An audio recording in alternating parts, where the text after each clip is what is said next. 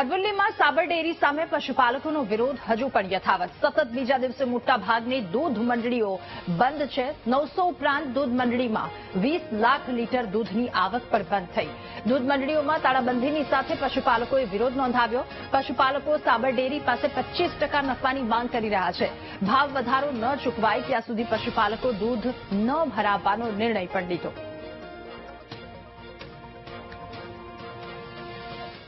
આંદોલન ચાલુ રહેશે. 20 થી 25% જો નફો નહીં મળે તો દૂધ આજે નહીં કાલે નહીં મળે, બરોબર.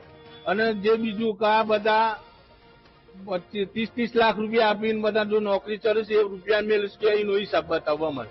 બીજા નંબરમાં કા બીજા બારડોના બધા કામ ભોંડો ચાલી રહ્યા છે, બરોબર અત્યાર સુધી.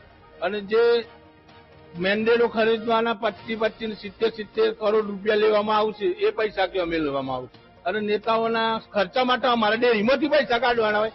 ગઈ સાલ 300 કરોડ રૂપિયા કાઢ્યા હતા. કેટલા ટન? અરવલ્લી જિલ્લામાં બીજા દિવસે પણ પશુપાલકોનો વિરોધ યથાવત છે. જિલ્લાની વાત કરીએ તો 900 કરતા પણ વધારે દૂધની ડેરીઓ આવેલી છે. એક અંદાજ પ્રમાણે 20 લાખ કરતા પણ વધારે દૂધ ઉત્પાદકો દૂધ ભરાવે છે. આમાંથી 80% લોકોએ દૂધ નથી ભરાવ્યું. પોતાની એક જ માંગ છે કે સત્વરે પોતાને જે નફો મળવો જોઈએ ઝડપી આપવામાં આવે, નહીં તો આંદોલન ચાલુ રહેશે. કેમેરામેન નાજીમની સાથે તસ્લીમ સુથાર, VTV, મોડાસા.